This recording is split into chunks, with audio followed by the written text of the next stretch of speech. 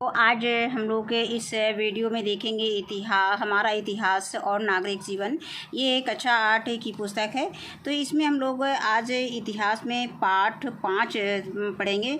प्रथम स्वतंत्रता संग्राम, कारण एवं परिणाम। तो इस वीडियो में हम सबसे पहले जो है पाठ को पढ़ेंगे और इसको बच्चों बहुत ध्यान से सुनना है, क्योंकि प्रतियोगी परीक्षाओं में भी इससे बहुत प्रश्न पूछे जाते हैं। कहानी एक बार समझ में आ जाएगी तो इसके अभ्यास प्रश्न भी समझने में बहुत ही आसान रहेगा, और इसके अंत में हम इसके अभ्यास प्रश्न भी इसी वीडियो में देखेंगे।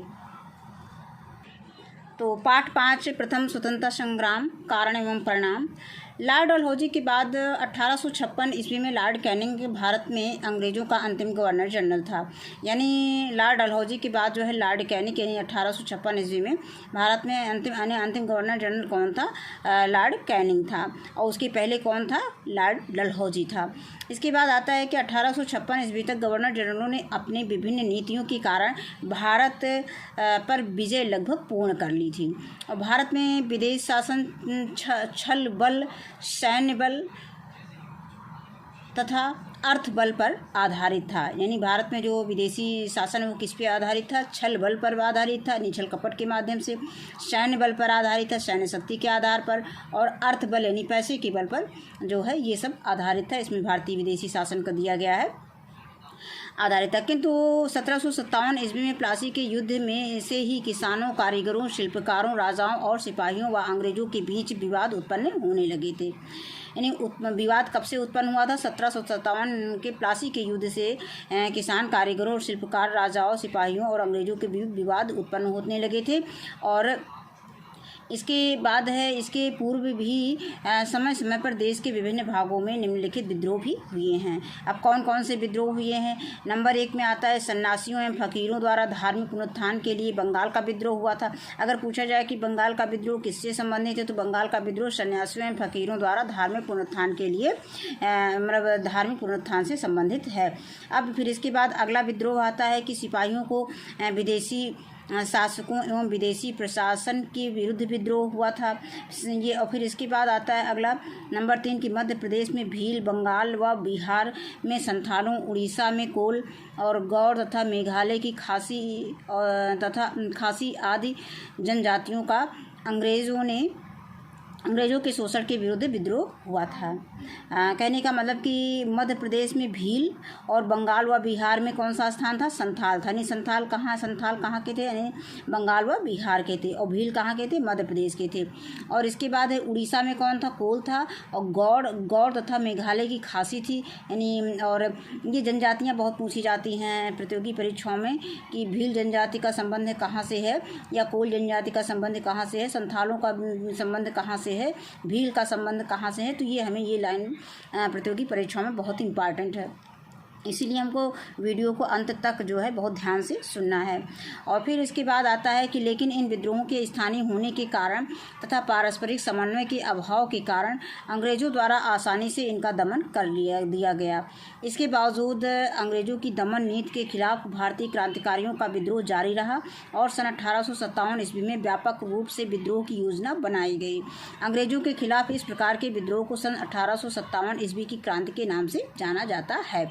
इस जन असंतोष ने उत्तर तथा मध्य भारत में ब्रिटिश राज्य को कुछ समय के लिए लगभग समाप्त कर दिया था।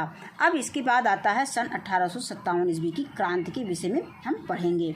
अब दिया गया है कि लगभग 150 वर्षों में अंग्रेज शासकों ने सभी भारतीय संस्थाओं में राजनैतिक, धार्मिक, सामाजिक और न्यायिक दखल दिया था।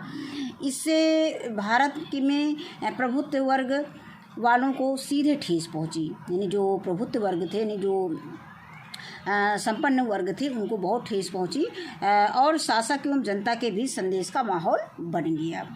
यानी ये संदेश जो है धीरे धीरे आम जनता तक पहुंच गया। और सन 1857 ईस्वी की क्रांति के निम्नलिखित कारण थे। अब इसमें जब 1857 की जो क्रांति हुई उसके क्या कारण थे? तो आर्थिक कारण में आता है कि ब्रिटिश औपनिवेशिक शक्ति भारतीय उपनिवेशों की अर्थव्यवस्था को अपनी अर्थव्यवस्था का पूरक बना रही थी। अर्थात भारत उपनिवेश राज्य इंग्लैंड विदेशी साम्राज्य को आवश्यकता अनुसार अपना कच्चा माल कपास, नील देता और इस कच्चे माल से मशीनों से ज़्यादा सूती वस्तुएं बनाकर हमारे देशवासियों को ऊंचे मूल्य पर बेचते। यानी कच्चा माल जब हमारे यहाँ से लेते थे, भारत से लेते थे अंग्रेज लोग, ब्रिटिश लोग, तो उसको सस्ते पर लेते थे और जब अपने यहाँ उसको ले जाते थे और उससे जब सूती वस्त्र यानी कपड़े बना के जो भी वस्तु बना के लाते थे उसको यहाँ पे भारत में आके बहुत महंगी दरों पर बेचते थे। ऊंची दरों पर करों के कारण भारतीय वस्त्र उद्योग निर्यात बहुत प्रभावित हुआ और भारत में जो है कर बहुत ज़्यादा लगा दिए थे, तो जिससे भारतीय वस्त्र उद्योग निर्यात बहुत प्रभावित हुआ, यानी उस पर प्रभाव पड़ा निर्यात पे। अगला बिंदु दिया गया है कि भारतीय शिल्प की दशा बिगड़ती गई और अंग्रेज़ों ने इसके विकास के लिए कुछ बिल्कुल ध्यान नहीं दिया। मतलब वो नहीं चाहते थे कि भारतीय शिल्प को बढ़ावा मिले। वो अपने यहाँ से मशीनों के द्वारा वस्त्र वगैरह बनाकर लाती थी और उसको ऊंचे मूल्यों पर बेचती थी। तो इस तरह से धीरे धीरे भारतीय क्या करते थे, भारतीय हाथ से बुनते थे वस्त्रों को, हाथ से सूत काटते थे, हाथ से वस्त्र को बुनते थे, तो उसमें उनको बहुत समय लग जाता था और समय के साथ साथ धन का भी उनका धन भी बहुत ज़्यादा लग जाता था और वस्तुओं में गुणवत्ता नहीं आ पाती थी। अगला बिंदु दिया गया है कि अंग्रेज शासकों ने भारतीय कुटीर उद्योगों को तहस नहस कर दिया। इससे भारत के उद्योगों की स्थिति शीघ्र क्षीण हो गई और भारतीय कारीगरों की दशा खराब होती चली गई। फिर अगला बिंदु दिया है अकाल एवं गरीबी के कारण किसानों में असंतोष था। बढ़े हुए लगान वसूलने के कारण किसान क्षुब्ध थे। और अगला है कि सेना से हटाए हुए सैनिक भी अंग्रेज़ों के शत्रु बन गए। जो मतलब कुछ सैनिकों की छटनी कर दी गई, सेना से हटा दिए गए, तो वो भी उनके अंग्रेज़ों के शत्रु बन गए। तो यही जो है 1857 की क्रांति का कारण यही सब बिंदु बने थे। और आगे आता है कि शिक्षित भारतीयों को उच्च पदों पर नियुक्ति नहीं किया जाता था। जो शिक्षित वर्ग भारतीय जो शिक्षित थे उनको ऊँचे पदों पर नहीं रखा जाता था। उन्हें अंग्रेजी कर्मचारियों की तुलना में बहुत कम वेतन भी दिया जाता था, यानी काम ज़्यादा लिया जाता था और वेतन कम दिया जाता था। और जिस हिसाब से उनकी शिक्षा होती थी, शिक्षा के आधार पर उनको उचित पद नहीं दिया जाता था, यानी पद के साथ भेदभाव किया जाता था। अब आगे आता है कि राजनीतिक कारण क्या था। तो यद्यपि भारत में राजनीतिक सत्ता वास्तविक रूप से अंग्रेज़ों के हाथ में थी, यानी राजनीतिक सत्ता किसके हाथ में थी, अंग्रेज़ों के हाथ में थी, फिर भी शासन दिल्ली के मुग़ल बादशाह के नाम पर ही चलता था। यानी शासन जो है मुग़ल बादशाह के नाम पर चलता था। मुग़ल बादशाह जो है ब्रिटिश शासन की एक कठपुतली थी। कठपुतली के रूप में जो वो लोग कहते थे वही करते थे। वह देश की एकता का प्रतीक था। अंग्रेज़ों ने तत्कालीन मुग़ल सम्राट बहादुर शाह जफ़र के साथ अपमानजनक व्यवहार किया और 1835 ईस्वी में कंपनी के सिक्कों से मुग़ल सम्राट का नाम हटा दिया। अब आगे है कि लॉर्ड डलहौजी की विलय नीति के तहत देसी राज्यों को ब्रिटिश राज्य में किसी न किसी बहाने मिलाया जाता था। कहने का मतलब कि लॉर्ड डलहौजी की जो विलय नीति थी कि इसके तहत जो है देसी राज्यों को ब्रिटिश राज्यों में किसी न किसी बहाने उनको मिलाया जाता था। तो ये उनकी विलय नीति थी। यानी लॉर्ड डलहौजी की विलय नीति किससे संबंधित है, लॉर्ड डलहौजी से संबंधित है। इससे सभी देसी राज्य आतंकित हो गए, उनका अस्तित्व भी संकट में पड़ गया। अंग्रेजी शासन एक पक्षीय निर्णय लेता था और जिससे उनका विदेशीपन एवं नियत सुस्पष्ट हो गई। इसी नीति के कारण सतारा, झांसी, नागपुर और दूसरे राज्य अंग्रेज़ों के कब्जे में आ गए। डलहौजी ने पेशवा बाजीराव के दत्तक पुत्र नाना साहब की वार्षिक पेंशन भी बंद कर दी, जैसा कि 1857 की क्रांति में इसका उल्लेख किया गया है।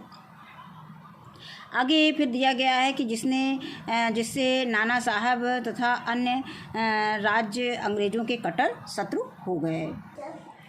अगला बिंदु दिया गया है कि डलहौजी ने कुशासन के कारण अवध को अपने साम्राज्य में मिलाने के बाद सिपाहियों को हटा तो दिया लेकिन उन्हें कोई रोज़गार नहीं दिया। इससे उनके मन में अंग्रेज़ों के प्रति काफ़ी नफ़रत हो गई। फिर आगे आता है कि अंग्रेज़ों द्वारा जमींदारों तथा तालुकेदारों की भूमि का मालिक बनाया गया और उन्हें मनमाने लगान वसूलने की छूट दी गई, जिसके कारण किसानों में असंतोष था। अब अगला बिंदु दिया गया है कि ब्रिटिश न्याय प्रणाली भारतीय कानून की अनदेखी करती थी। जो ब्रिटिश न्याय प्रणाली थी वो भारतीय कानून की क्या करती थी, अनदेखी करती थी, मतलब भारतीय कानून के अनुसार वो काम नहीं करती थी। यह प्रणाली भारतीयों के लिए बड़ी खर्चीली, पेचीदी और लंबी प्रक्रिया वाली थी। यानी जो ब्रिटिश न्याय प्रणाली थी वो भारत के लिए खर्चीली थी, बहुत खर्चीली थी और पेचीदी भी थी और लंबी भी प्रक्रिया चलती थी। इसके अलावा जैसे उन्होंने ये इसके पहले वाले पार्ट में पढ़ा था कि ब्रिटिश ने जो भारतीय न्याय प्रणाली थी वो सरपंच पे आधारित थी और धीरे धीरे अंग्रेज़ों ने उसे समाप्त कर दिया था। तो यहाँ पे उसी की ये चर्चा की गई है कि ब्रिटिश न्याय प्रणाली भारतीय कानून की अनदेखी करती थी और यह प्रणाली भारतीयों के लिए बड़ी खर्चीली, पेचीदी तथा लंबी प्रक्रिया वाली थी। अगला बिंदु आता है कि इसके अलावा भारतीय शासन में ऊंची पद प्राप्त नहीं कर सकते थे, यानी भारतीय शासन में जो भारत के रहने वाले थे वो ऊंचे पद पर नहीं काम कर सकते थे। उनकी योग्यता का आदर नहीं होता था और जिससे भारतीयों के बीच अविश्वास व असंतोष बढ़ता गया। अंग्रेज़ों द्वारा लगाए गए तमाम तरह के बंधनों और अपमान भारतीयों के लिए असह्य हो गए, मतलब असहनीय हो गए कह सकते हो। असह्य का मतलब असहनीय हो गए, जो सहन नहीं किए जा सकते थे, जिसके कारण भारतीयों को विद्रोह करना पड़ा। अब है सामाजिक एवं धार्मिक कारण में क्या आता है। अंग्रेज़ भारत की अशिक्षा, सामाजिक अनेकता और व्याप्त कुरीतियों के साथ साथ आर्थिक पिछड़ेपन और भारत पर शासनाधिकार स्थापित होने से भारतीयों को तुच्छ समझते थे। ये इसका मतलब कहने का मतलब ये है कि अंग्रेज़ लोग भारत में शिक्षा का प्रचार प्रसार उतना ज़्यादा नहीं था, यहाँ की जनता ज़्यादातर अशिक्षित रहती थी और यहाँ पे व्याप्त कुरीतियाँ यानी कि अंधविश्वास वगैरह बहुत ज़्यादा था और यहाँ आर्थिक रूप से भी बहुत पिछड़ा था। तो इसलिए जो है वो भारत को बहुत नीच दृष्टि से देखती थी, बहुत तुच्छ समझती थी। अब अगला बिंदु आता है कि सामान्य लोगों को पाश्चात्य शिक्षा दिलाना भारतीयों को ईसाई बनाने की अंग्रेजी की चाल समझी जाने लगी। फिर आगे दिया गया है कि अंग्रेज़ों द्वारा प्रारंभ में की गई रेल और डाक व्यवस्था को अंग्रेज़ों ने अपने धर्म के खिलाफ तथा ईसाई धर्म के प्रचार प्रसार की चाल समझा। अब है आगे कि ईसाई मिशनरी हिंदू और मुसलमानों का धर्म परिवर्तन करने लगे और हिंदू धर्म तथा इस्लाम की खुली निंदा करने लगे। कहने का मतलब जो ईसाई मिशनरी हैं वो हिंदू और मुसलमानों का धर्म परिवर्तन करने लगे, अपने धर्म को परिवर्तन करने के लिए बाध्य करते थे तथा हिंदू धर्म तथा इस्लाम की खुली निंदा करने लगे, मतलब अपने धर्म को बढ़ावा देने लगे। फिर आगे आता है ब्राह्मण तथा मौलवी पाश्चात्य शिक्षा की प्रसार व प्रभाव के कारण अपनी पकड़ तथा प्रभाव को कम होने की आशंका करने लगे। फिर अगला है कि सन 1850 ईस्वी में कंपनी ने एक कानून पास किया, जो ईसाई हो जाएगा उसे उसके पैतृक संपत्ति का भागीदार बनाया जाएगा। ये उन्हें मतलब हिंदुओं को लालच दिया गया। मतलब कंपनी ने एक नियम बनाया कि जो ईसाई हो जाएगा, जो अपना धर्म परिवर्तित करके ईसाई हो जाएगा, उसे पैतृक संपत्ति में जो है उसको भागीदार बनाया जाएगा। इसे हिंदुओं द्वारा अपना अपमान समझा गया। अब इसके बाद सैन्य कारण क्या हैं। सेना में भारतीयों के साथ भेदभाव किया जाता था, उन्हें ऊंचे पदों पर नहीं रखा जाता था। जो सैनिक रखे जाते थे, सैनिकों की जो भर्ती होती थी तो ऊंचे पदों पर अंग्रेज लोग ही रहते थे और बाकी जो निम्न स्तर के पद थे उन पर भारतीयों को रखा जाता था। उनकी योग्यता को ध्यान नहीं दिया जाता था। उनका वेतन एवं सुविधाएँ अंग्रेज सैनिकों की अपेक्षा कम होती थी और जितना अंग्रेज वेतन, एक ही काम के लिए अंग्रेजों को ज़्यादा पैसा मिलता था और भारतीयों को कम पैसा मिलता था। फिर अगला आगे यह है कि अंग्रेज़ों ने नई राइफलों का प्रयोग किया, जिनमें लगाए गए कारतूसों में गाय और सुअर की चर्बी लगी होने की अफवाह फैली। इससे हिंदू और मुसलमान दोनों की धार्मिक भावनाओं को ठेस पहुंची और इस बात से भी इन्होंने भी अंग्रेज़ों के खिलाफ विद्रोह में चिंगारी का काम किया। अब इसके बाद है क्रांति की योजना। यहाँ पे झांसी रानी को दिखाया गया है, यहाँ तात्या टोपे हैं और ये हैं कुंवर सिंह। ये तीनों लोगों का चित्र इसमें दिखाया गया है। अब क्रांति की क्या योजना रही। क्रांति की योजना थी कि देश में ऐसी अशांति परिस्थितियों में एक सशक्त संघर्ष द्वारा भारत से अंग्रेज़ों को बाहर निकालने की योजना बनाई गई। स्वतंत्रता संघर्ष की योजना का कार्य नाना साहब, तात्या टोपे, झांसी की रानी लक्ष्मीबाई तथा कुंवर सिंह आदि ने आरंभ किया। इस आंदोलन का अखिल भारतीय नेतृत्व करने के लिए बहादुर शाह जफर को चुना गया। दिल्ली, लखनऊ, झांसी, मैसूर व अवध के नवाबों, राजाओं और जमींदारों से संपर्क किया गया। आगे है कि मुग़ल सम्राट बहादुर शाह तथा उसकी बेगम जीनत महल, यानी मुग़ल सम्राट बहादुर शाह की बेगम का क्या नाम था? जीनत महल था। अवध के नवाब की बेगम हजरत महल थी। अवध के नवाब की बेगम कौन थी? हजरत महल थी। तथा कुंवर सिंह आदि का संगठन बनाया गया। आंदोलनकारियों द्वारा रोटी और कमल के फूल को विद्रोह के संदेश का प्रतीक बनाया गया। संघर्ष की तिथि कौन सी थी? 31 मई 1857 ईस्वी को निश्चित की गई। अब सन 1857 की क्रांति की शुरुआत बैरकपुर में हुई थी। यही पूछा जाता है प्रतियोगी परीक्षाओं में कि 1857 की क्रांति कहाँ शुरुआत हुई? तो बैरकपुर में हुई थी। इसके बाद यह किन किन शहरों में फैली, उन्हें चिन्ह के आधार पर क्रमानुसार लिखिए। इसको क्रम से लिखना है इसमें। अब यहाँ पर हम इसको ये मानचित्र में देख सकते हैं कि जो 1857 की क्रांति बैरकपुर में हुई थी, इसके बाद किन किन शहरों में पहुँची थी, तो ये इसमें दिखाया गया है। इसमें दिखाया गया है कि ये बहादुर शाह जफ़र दिल्ली और सिपाहियों का विद्रोह मेरठ में हुआ था, और रानी लक्ष्मीबाई झांसी में आंदोलन किया था। इसके बाद ये नाना साहब कानपुर में, और जहाँ जहाँ आंदोलन हुए थे। और ये दिया गया है जमींदार कुंवर सिंह अंग्रेज़ों के खिलाफ बिहार में आंदोलन हुआ था। और फिर इसके बाद मंगल पांडे अपने साथियों के साथ बैरकपुर में किए थे, और बेगम हजरत महल लखनऊ में। और इस एक और दिया गया है रानी अवंतीबाई, ये मध्य प्रदेश में। इस तरह से इसमें दिया गया है। तो इस तरह से इसको हम सूची में लिख सकते हैं। ये दिया गया है कि 1857 ईस्वी के स्वतंत्रता संग्राम का मानचित्र दिया गया। तो इस तरह से विद्रोह हुए, इनको हम क्रम से इसमें लिख सकते हैं।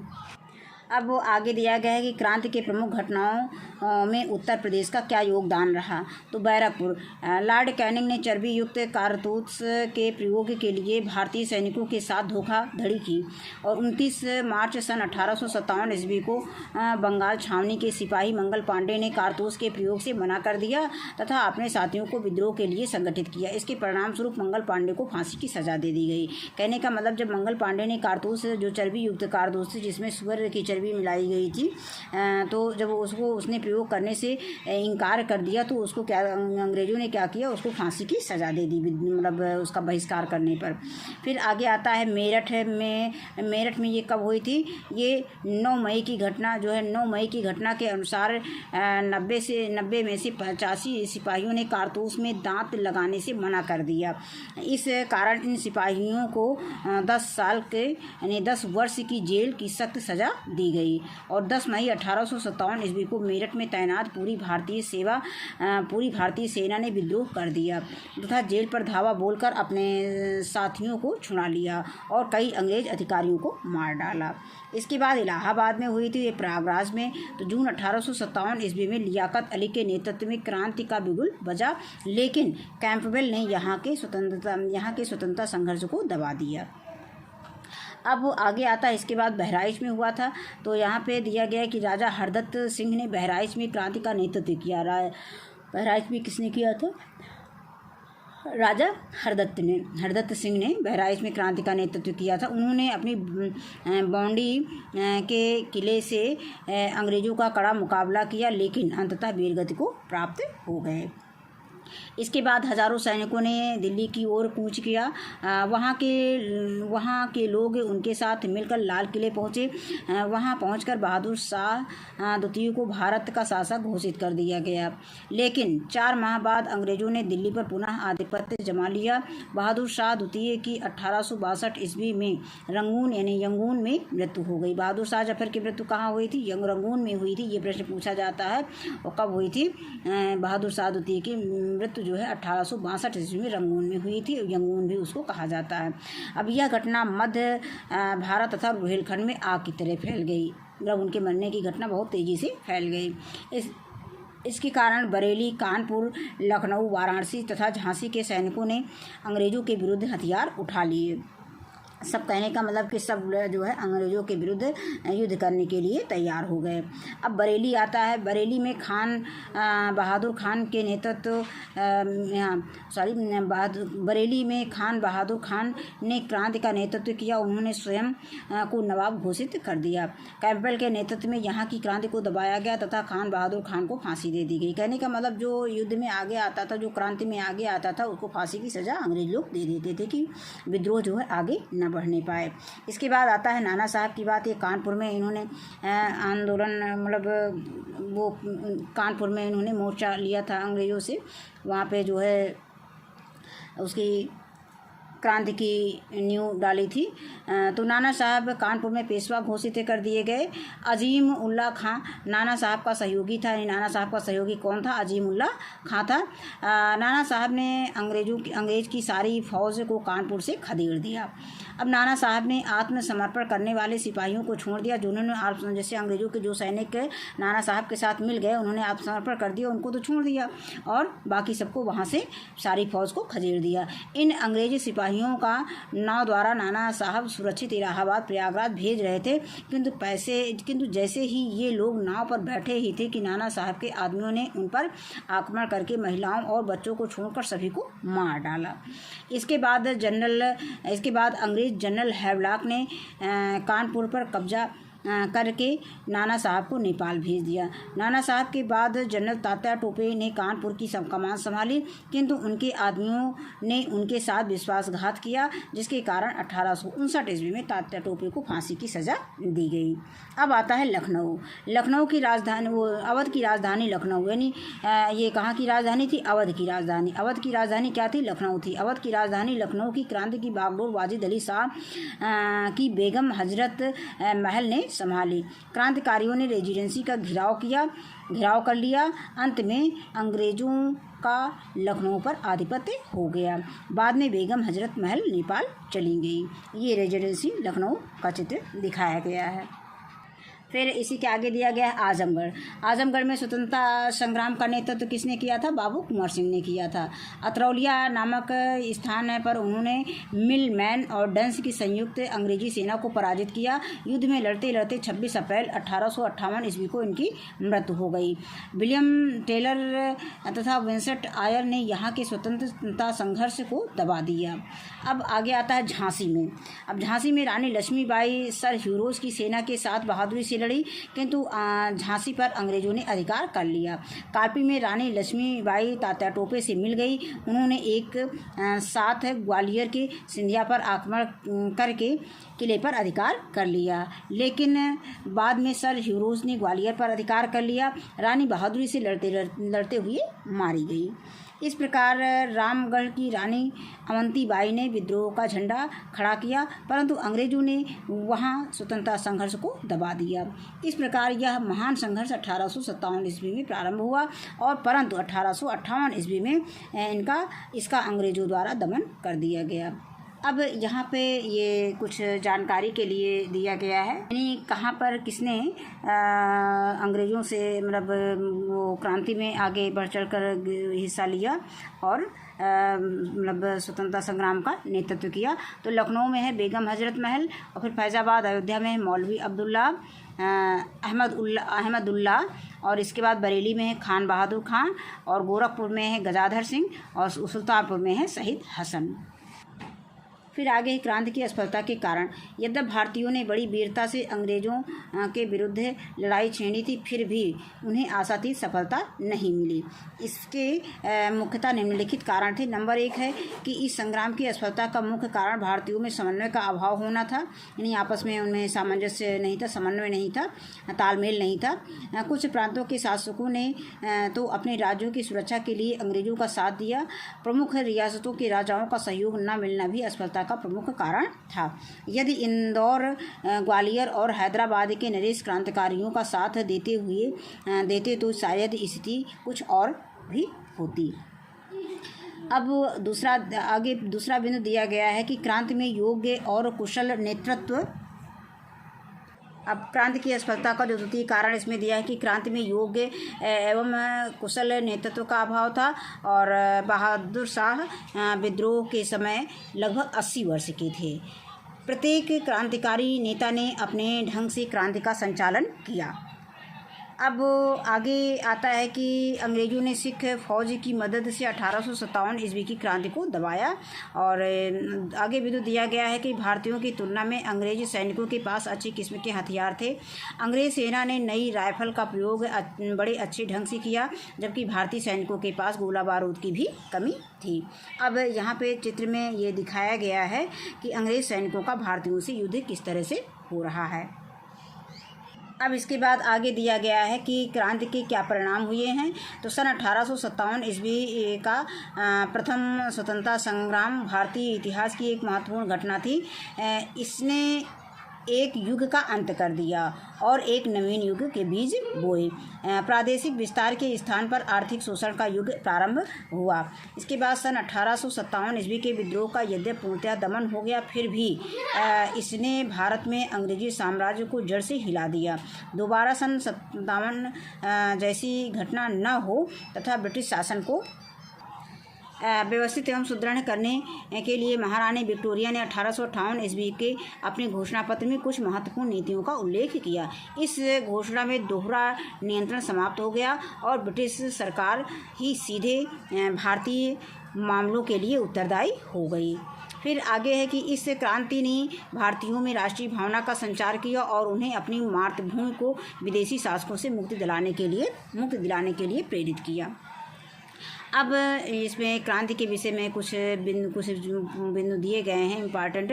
जैसे 1857 ईस्वी की क्रांति के बाद भारत राजनीतिक और आर्थिक रूप से प्रथम बार अपने लंबे इतिहास में किसी विदेशी ताकत यानी ब्रिटिश साम्राज्य पर निर्भर हो गया। और फिर आगे कि इलाहाबाद प्रयागराज के मिंटो पार्क में 1 नवंबर 1858 ईस्वी को लॉर्ड कैनिंग ने महारानी विक्टोरिया को घोषणा पत्र जारी किया। अब ये मैप में ये सन 1857 ईस्वी तक जो है ब्रिटिश साम्राज्य का विस्तार किस तरह से हुआ था, ये चित्र में मानचित्र में दिखाया गया है। इस तरह से इसको हम देख सकते हैं। यहाँ पर ये ब्रिटिश सीमा दिखाई गई है, जो बैगनी रंग से मैप पे दिखाई गई है ब्रिटिश सीमा है। और ये मुख्य नगरों को ये छोटे छोटे डॉट बिंदुओं से दिखाए गए हैं। और इसके बाद नदियाँ दिखाई गई हैं, नदियों को इस तरह से दिखाया गया है। तो ये है हमारा मानचित्र, यानी 1857 ईस्वी तक ब्रिटिश साम्राज्य का किस तरह से विस्तार कहाँ कहाँ हुआ था। अब इसके बाद कुछ इसमें शब्दावली दी गई है ऐतिहासिक। जैसे दत्तक पुत्र किसे कहा जाता है, तो गोद लिया वो पुत्र दत्तक पुत्र कहलाता है। कच्चा माल क्या है, प्रकृति जो है खेतों या भूमि के अंदर से प्राप्त होने वाली वस्तुएं कच्चा माल कहलाती हैं। यानी कच्चा माल क्या है कि प्रकृति से जो प्रकृति में पाई जाती हूँ, और खेतों और भूमि या भूमि के अंदर से प्राप्त होने वाली वस्तुएं कच्चा माल कहलाती हैं। कारखाने में या यंत्र द्वारा जब उसका रूप परिवर्तित हो जाता है तो वह तैयार या निर्मित माल कहा जाता है। अब इसके बाद हम आते हैं इसके अभ्यास प्रश्न पर। तो अभ्यास प्रश्न में सबसे पहला प्रश्न है बहुविकल्पी प्रश्न। बहुविकल्पी प्रश्न में सबसे पहले दिया गया है कि 1857 ईस्वी की क्रांति के लिए कौन सी तिथि निर्धारित की गई थी। तो इसमें अभी हम लोगों ने पाठ को पढ़ा था, तो इसमें देखा था कि 31 मई 1857 ईस्वी को क्रांति की तिथि निश्चित की गई थी। तो ये 31 मई 1857 ईस्वी पे हम सही का निशान लगा देंगे। अब दूसरा प्रश्न दिया गया है कि बहादुर शाह द्वितीय की मृत्यु कब हुई थी। तो बहादुर शाह द्वितीय की मृत्यु कब हुई थी, ये मतलब मृत्यु हुई थी कहाँ पे हुई थी, रंगून में हुई थी, कानपुर में हुई थी, झांसी में हुई थी, लखनऊ में हुई थी। तो हम लोगों ने इसमें सुना था, पढ़ा था, देखा था कि रंगून यानी यंगून में हुई थी, यागून। अब आगे आता है अति लघुत्तरीय प्रश्न। तो पहला प्रश्न इसमें दिया गया है कि 1835 ईस्वी में कंपनी के सिक्कों में किसका नाम हटा दिया गया। तो इसमें हमने देखा है कि बहादुर शाह जफर का नाम हटा दिया गया है। फिर आगे आता है कि सन 1857 ईस्वी की क्रांति की शुरुआत कहाँ हुई थी। तो 1857 ईस्वी की क्रांति जो है बैरकपुर में हुई थी। तो इन सब प्रश्नों को हमने कॉपी में लिख रखा है, इसको कॉपी से देख लेते हैं आसानी के लिए। तो इसमें पहला प्रश्न का उत्तर इस तरह से, जैसे प्रश्न दिया गया है कि 1835 ईस्वी में कंपनी के सिक्कों से किसका नाम हटा दिया गया। तो उत्तर में हम लिख सकते हैं कि 1835 ईस्वी में कंपनी ने सिक्कों से मुगल सम्राट बहादुर शाह जफर, यहाँ पर सिक्कों से लिख देंगे, सिक्कों से बहादुर शाह जफर का नाम हटा दिया गया। इसके बाद दूसरा प्रश्न आता है कि 1857 ईस्वी की क्रांति की शुरुआत कहाँ से हुई थी। तो 1857 ईस्वी की क्रांति की शुरुआत बैरकपुर से हुई। इसके बाद अगला प्रश्न दिया गया है कि बंगाल छावनी के किस सिपाही ने कारतूस का प्रयोग करने से मना कर दिया। तो इसका उत्तर हम लिखेंगे कि बंगाल छावनी के सिपाही मंगल सिंह कारतूस का प्रयोग करने से मतलब मंगल सिंह ने कारतूस का प्रयोग करने से मना कर दिया, यानी बंगाल की छावनी के सिपाही मंगल सिंह ने कारतूस का प्रयोग करने से मना कर दिया। अब इसके बाद अगला प्रश्न आता है लघु उत्तरीय प्रश्न। तो लघु उत्तरीय प्रश्न थोड़ा सा बड़ा रहेगा। 1857 ईस्वी की क्रांति के 4 कारण कौन कौन से हैं। तो यहाँ तो 1857 ईस्वी की क्रांति के 4 कारण निम्नलिखित हैं। नंबर 1 है आर्थिक कारण, नंबर 2 राजनीतिक कारण, नंबर 3 सामाजिक कारण और नंबर 4 है धार्मिक कारण और एक और है सैन्य कारण भी है। तो इसमें हम कोई भी 4 कारण लिख सकते हैं और सभी कारणों का थोड़ा थोड़ा एक एक 2 लाइन लिख देंगे। आर्थिक कारण में 1-2 लाइन लिख देंगे, फिर राजनीतिक कारण में लिख देंगे, सामाजिक कारण में लिख देंगे, फिर धार्मिक कारण में लिख देंगे। तो हमने 2-2 पॉइंट 2-2 बिंदु जो है 2-2 वाक्य हमने इनमें लिख दिए हैं। तो इसको आपको पढ़ना है और पढ़ने के बाद आपको जो आसानी लगे, जो परीक्षा में याद रहे, वो आपको उसमें लिख देना है उस हेडिंग के अंतर्गत। तो पहला दिया गया है कि आर्थिक कारण। तो नंबर 1 दिया गया है कि अंग्रेज भारत से कच्चा माल लेकर मशीनों से ज़्यादा सस्ती वस्तुएं बनाकर हमारे देशवासियों को ऊंचे मूल्य पर बेचते थे। अब फिर इसके बाद दूसरा दिया है कि ऊंची दरों पर कर लगाने के कारण भारतीय वस्तु उद्योग निर्यात बहुत प्रभावित हुआ। फिर इसके बाद नंबर 3 दिया है भारतीय शिल्प की दशा बिगड़ती गई, अंग्रेजों ने इसके विकास के लिए बिल्कुल ध्यान नहीं दिया। अब इसमें से आपको 1-2 लाइन याद करके इसमें आर्थिक कारण में लिख देना है। इसके बाद आता है राजनीतिक कारण। तो राजनीतिक कारण है कि लॉर्ड डलहौजी, इसमें हम पहला पॉइंट दिए हैं कि लॉर्ड डलहौजी की विलय नीति के तहत देशी राज्यों को ब्रिटिश राज्यों में किसी न किसी बहाने मिलाया जाता था। आगे है कि ब्रिटिश न्याय प्रणाली भारतीय कानून की अनदेखी करती थी और फिर उसी के आगे कि भारतीय शासन में उच्च पद प्राप्त नहीं कर भारतीय जनता जो है शासन में उच्च पद प्राप्त नहीं कर सकते थे और उनकी योग्यता का आदर भी नहीं होता था। इसके बाद धार्मिक कारण में हम लिख सकते हैं कि अंग्रेजों ने बड़ी संख्या में भारतीयों को ईसाई बना लिया। और दूसरा बिंदु हमने लिख दिया है कि एक कानून द्वारा धर्म परिवर्तन करने वालों को पैतृक संपत्ति में हिस्सा देने का निर्णय लिया गया। तो इसमें हम 1-2 लाइन उसमें लिख देंगे, धार्मिक कारण में, आर्थिक कारण में, सामाजिक कारण में, राजनीतिक कारण में। इसके बाद आता है सामाजिक कारण। तो पहला बिंदु दिया है कि अंग्रेजों ने पंचायत व्यवस्था को समाप्त कर दिया और दूसरा दिया गया है कि नई भूमि कर व्यवस्था लागू करने से किसानों का शोषण हुआ। अब दूसरा प्रश्न इसमें आता है कि 1857 ईस्वी की क्रांति की असफलता के क्या कारण लिखिए। तो यहाँ पर हम उत्तर में लिख सकते हैं कि 1857 की क्रांति की असफलता के कारण हेडिंग डाल देंगे। इसके बाद लिख देंगे कि 1857 की क्रांति की असफलता के मुख्यतः निम्नलिखित कारण थे। नंबर 1 में लिख देंगे कि इस संग्राम की असफलता का मुख्य कारण भारतीयों में समन्वय का अभाव होना था। और इसके बाद नंबर 2 लिख देंगे कि क्रांति में योग्य एवं कुशल नेतृत्व का अभाव था। और फिर आगे अगला पॉइंट लिख देंगे कि अंग्रेज़ों ने सिख फौज की मदद से 1857 ईस्वी की क्रांति को दबाया। और अगला पॉइंट है कि भारतीयों की तुलना में अंग्रेज सैनिकों के पास अच्छी किस्म के हथियार थे। अंग्रेजी सेना ने नई राइफल का प्रयोग बड़े अच्छे ढंग से किया, जबकि भारतीय सैनिकों के पास गोला बारूद की भी कमी थी। तो इसका उत्तर आप यहाँ तक इसमें दे सकते हैं, यहाँ तक इसका उत्तर लिख सकते हैं। अब इसके बाद प्रश्न संख्या 4 आता है दीर्घ उत्तरीय प्रश्न। तो इसमें दिया गया है कि 1857 ईस्वी की क्रांति की प्रमुख घटनाओं के बारे में लिखिए। तो इसको हम टेक्स्ट बुक से ही देख लेते हैं। तो इसमें जो है ये जो 1857 ईस्वी की क्रांति की प्रमुख घटनाओं के बारे में हमें लिखना है।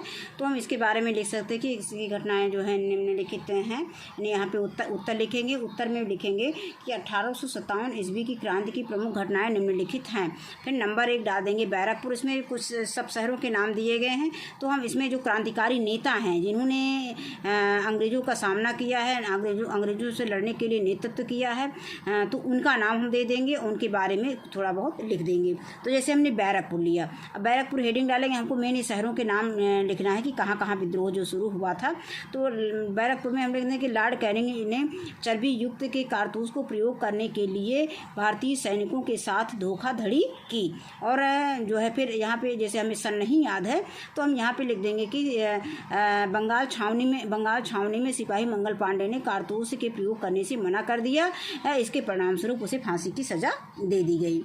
अब आगे इसके बाद आते हैं मेरठ पर। तो मेरठ के बारे में थोड़ा बहुत लिख देंगे कि 9 मई की घटना के अनुसार 90 में से 85 सिपाहियों ने कारतूस में दांत लगाने से मना कर दिया। और फिर इसके लिए क्या इनको सज़ा दी गई, इसके कारण इन सिपाहियों को 10 वर्ष की जेल की सख्त सज़ा दी गई। बस इतना लिख देंगे। इसके बाद हम आ जाएंगे इलाहाबाद यानी प्रयागराज के लिए। तो जून 1857 ईस्वी में लियाकत अली के नेतृत्व, यहाँ के क्रांतिकारी नेता कौन थे, इलाहाबाद के लियाकत अली थे। तो लियाकत अली के नेतृत्व में क्रांति का बिगुल बजा, लेकिन जनरल नीर ने इस क्रांति का दमन कर दिया। इसके बाद आते हैं फैजाबाद पे। यहाँ पे जो है 1857 ईस्वी के स्वतंत्रता संग्राम का फैजाबाद में नेतृत्व किसने किया था, मौलवी अहमद उल्ला ने किया था। और कैंपबेल ने यहाँ का संघर्ष जो है दबा दिया था। तो इस तरह से हम एक एक दो लाइन सभी शहरों पे लिख देंगे। और बहराइच में राजा हरदत्त सिंह ने बहराइच में क्रांति का नेतृत्व किया। उन्होंने अपनी बाउंड्री के किले से अंग्रेज़ों का कड़ा मुकाबला किया। इसके बाद हम लिखेंगे बरेली के बारे में। अब बरेली से खान बहादुर, यहाँ पे ये लिख देंगे, बरेली से खान बहादुर खान ने क्रांति का नेतृत्व किया। उन्होंने स्वयं को नवाब घोषित कर दिया। बस इतना लिख देंगे। इसके बाद आता है कानपुर। नाना साहब कानपुर में पेशवा घोषित कर दिए गए। अजीम उल्ला खान ने नाना साहब का सहयोगी था। नाना साहब ने अंग्रेज की सारी फौज को कानपुर से खदेड़ दिया। अब जितना इसको कहानी के रूप में आप कई बार वीडियो को पढ़ेंगे, वीडियो को सुनेंगे तो इसमें आपको कहानी याद हो जाएगी और उसी कहानी के अकॉर्डिंग एक दो लाइन सभी शहरों के विषय में लिख देना है। इसके बाद लखनऊ में कौन था, तो लखनऊ में जो क्रांतिकारी नेता थे वो वाजिद अली शाह की बेगम हजरत महल ने संभाली थी। तो हम यहाँ पे लिख देंगे कि अवध की राजधानी लखनऊ की क्रांति की बागडोर किसने संभाली थी, वाजिद अली शाह की बेगम हजरत महल ने संभाली थी। और क्रांतिकारियों ने जो है रेजिडेंसी का घेराव कर लिया था। इसके बाद हम आते हैं आजमगढ़। तो आजमगढ़ में स्वतंत्रता संग्राम का नेतृत्व किसने किया था, बाबू कुंवर सिंह ने किया था। अब इसके बाद हम झांसी का लिख देंगे कि झांसी में रानी लक्ष्मीबाई सर हिरोज की सेना के साथ बहादुरी से लड़ी, किंतु झांसी पर अंग्रेजों ने अधिकार कर लिया। तो इस तरह से हम यहाँ तक इसका उत्तर हम दे सकते हैं। और यहाँ पे थोड़ा सा और लिख देंगे कि और फिर अंग्रेज़ों से लड़ते हुए ये मतलब अंग्रेज़ों से युद्ध करते हुए वीरगति को प्राप्त हुई या मारी गई, या यहीं तक दे देंगे तब भी हमको इसमें पूरे नंबर मिल जाएंगे। तो ये है। तो इसमें हमको मेन शहर का नाम इसमें याद रखना है और वहाँ का नेतृत्वकर्ता कौन था। तो ये क्रांतिकारी नेता का नाम लिखना है, क्रांतिकारी नेता का नाम याद रखना है और बस इसके बाद हम उसको लिख सकते हैं एक दो लाइन। तो इस तरह से हमारा चूँकि दीर्घोत्तरीय प्रश्न है तो इसको थोड़ा सा हमें लंबा परीक्षा में लिखना पड़ेगा तभी इसमें नंबर मिलेगा।